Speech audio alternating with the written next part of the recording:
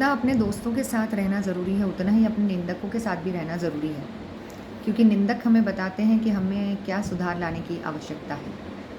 अब निंदक, मैंने हमेशा कहा है अपने वीडियोज़ में कि 2 प्रकार के होते हैं। कंस्ट्रक्टिव क्रिटिक्स जो आप में सच में सुधार लाने की कोशिश करते हैं, और डिस्ट्रक्टिव क्रिटिक्स जो बिल्कुल आपका भला नहीं चाहते, वो यही चाहते हैं कि आपका सेल्फ कॉन्फिडेंस डाउन।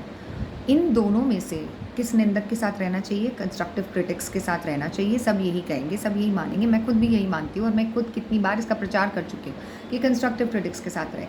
लेकिन डिस्ट्रक्टिव क्रिटिक्स का क्या करें? देखिए, डिस्ट्रक्टिव क्रिटिक्स का ये ना करें कि आप उनके बड़े डिस्ट्रक्टिव क्रिटिक हो जाएं। अगर आपको किसी ने आपका सेल्फ कॉन्फिडेंस डाउन करने के लिए कुछ कह दिया है तो आप उसे इग्नोर करना सीखें। सबसे पहले मौन में जो सुख है और इग्नोर करने में, इंग्लिश का ये शब्द मुझे बड़ा पसंद है, इग्नोर करने में जो सुख है वो मुझे नहीं लगता कि किसी प्रकार से सामने वाले को बोलकर जवाब देने से मिलता है। अब मुझे किसी ने एक प्रश्न किया था कि मैम, क्या हम कमज़ोर नहीं हो जाएंगे फिर? मुझे लगता है सबसे बड़ी बहादुरी मौन में है। सबसे बड़ी बहादुरी इसमें है कि सामने वाला हमारे सेल्फ कॉन्फिडेंस को डाउन करने की कोशिश कर रहा है, लेकिन उसका बिल्कुल असर ही हम पे नहीं पड़ रहा है। जब आप अपने आप को उससे अफेक्ट होने देंगे, जब आपके अंदर ऐसे डिस्ट्रक्टिव क्रिटिक्स जो करना चाहते हैं, आपके सेल्फ कॉन्फिडेंस को बिल्कुल नीचे कर देना चाहते हैं, समाप्त ही कर देना चाहते हैं, मैं कहूँगी, उनसे आपको कोई फ़र्क पड़ेगा, तब मुझे लगता है कि डूम्सडे आपका नज़दीक है। तब आपका जो अंतिम दिन है वो नज़दीक है। क्योंकि बहुत मुश्किल होता है ये कार्य करना कि कोई आपको बहुत बुरे तरीके से क्रिटिसाइज़ किए जा रहा है, जानबूझकर कर रहा है, उसको भली भांति पता है कि वो जो कर रहा है वो गलत कर रहा है, फिर भी आपको नीचा दिखाने का एक मौका नहीं छोड़ता, तो आप उसको इग्नोर कर दें पूरी तरह से, जैसे कि आपने सुना ही नहीं कि उसने क्या कहा। ये बहुत बहुत मुश्किल है, यकीन मानिए।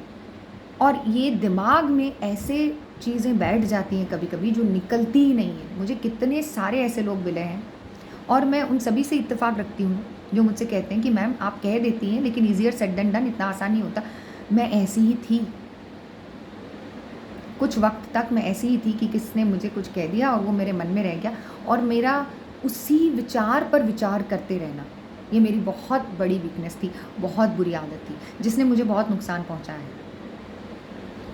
कैसे नुकसान पहुंचाई मैं आपको कहूँगी। दूसरे लोग जिनको ये पता चल गया कि ये पायल त्रिवेदी की वीकनेस है, उन्होंने इसी दुख तिरक पर बहुत ज़ोर से प्रहार किया, बहुत ज़ोर से वार किया, कुछ ऐसी बातें कह दी या अपने बर्ताव से कुछ ऐसा कम्युनिकेट कर दिया जिस पर मैं विचार करती रहूँ। यकीन मानिए, ये एक अटेंशन सीकर का काम होता है, जो दूसरे का अटेंशन, जो दूसरे का ध्यान अपनी तरफ केंद्रित करना चाहते हैं।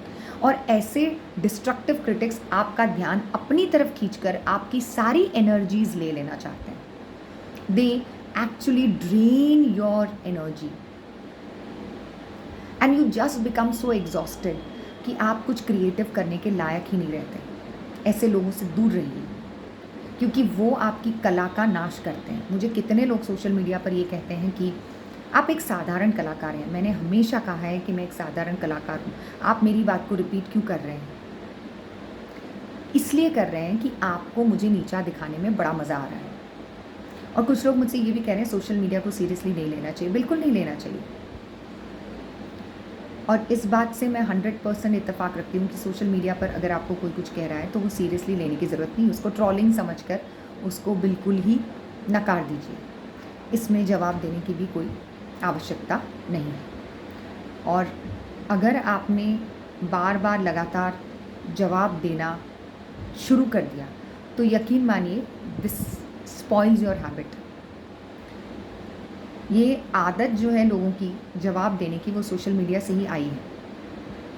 किसी ने आपके बारे में कुछ नेगेटिव बोल दिया, ट्रोल कर दिया, और आप उसको जवाब पे जवाब देते जा रहे हो, और फिर ये आदत आपके सोशल रिलेशंस में भी आ जाएगी कि आपके परिवार वाले ने, किसी ने आपको कुछ कहा तो आपने उसको ट्रोल कर रहा है, ये इल्ज़ाम देकर आपने अपने स्वभाव में ये डाल दिया।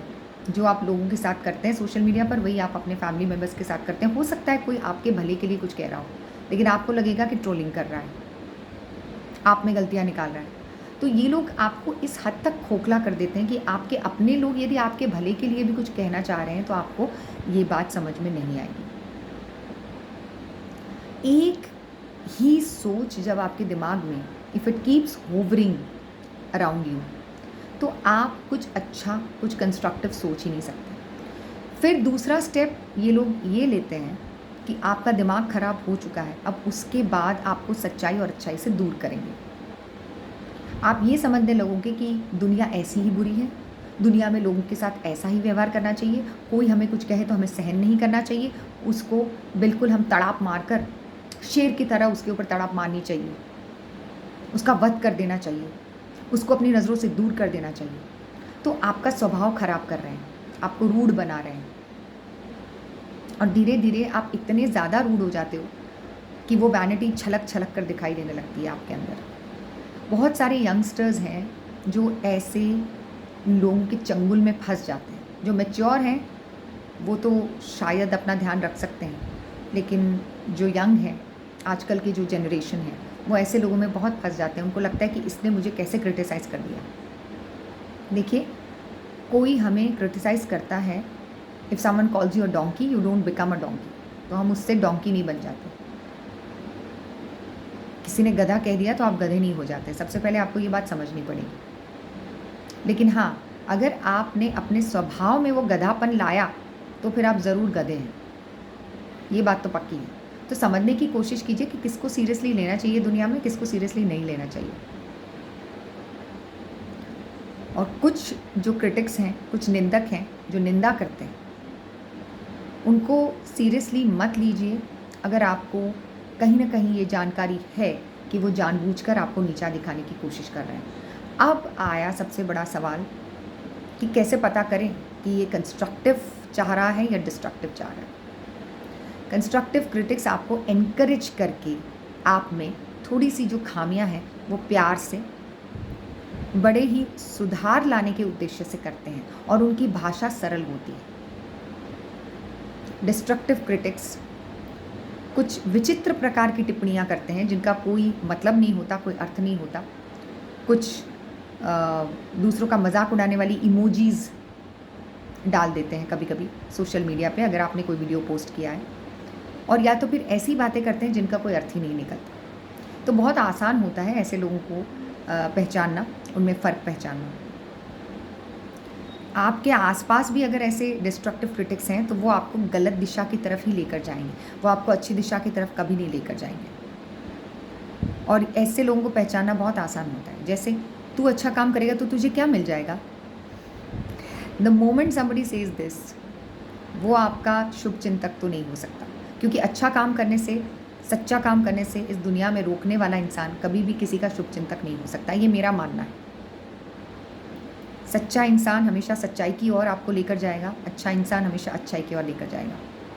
रोमियो एंड जूलियट का वर्जन जो मैंने बनाया, रोमियो वर्सेस जूलियट, कुछ लोगों ने पढ़ा है, कुछ लोगों को अच्छा लगा है, कुछ लोगों को समझ में नहीं आ रहा क्या है। मैं बताती हूँ क्या है।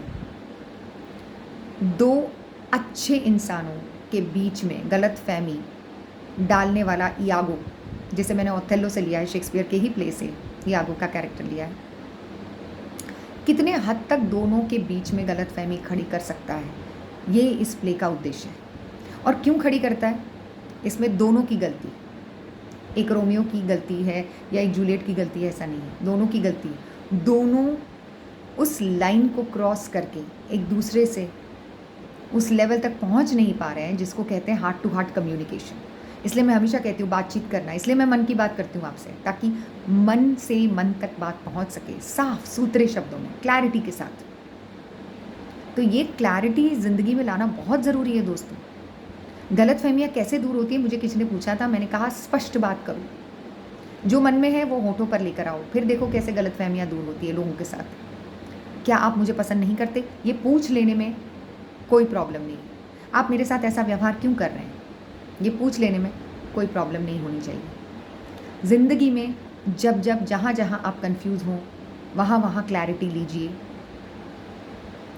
और अगर कोई आपको क्लैरिटी नहीं दे रहा है और आपसे भाग रहा है, तो फिर समझ जाइए कि वो इंसान आपके लायक नहीं है, वो गलत है। लेकिन उसको भागने का मौका दीजिए, आप जाइए, उससे बात कीजिए, और अगर वो आपसे भाग रहा है तो आपको कभी क्लैरिटी नहीं देगा या देगी, तो इसका मतलब ये है कि वो इंसान सही इंसान नहीं है। क्योंकि जो इंसान सच्चा और अच्छा इंसान है वो स्पष्ट बात करेगा, सरल बात करेगा और सही कम्युनिकेशन करेगा। तो गलतफहमियाँ ऐसे ही दूर होती हैं।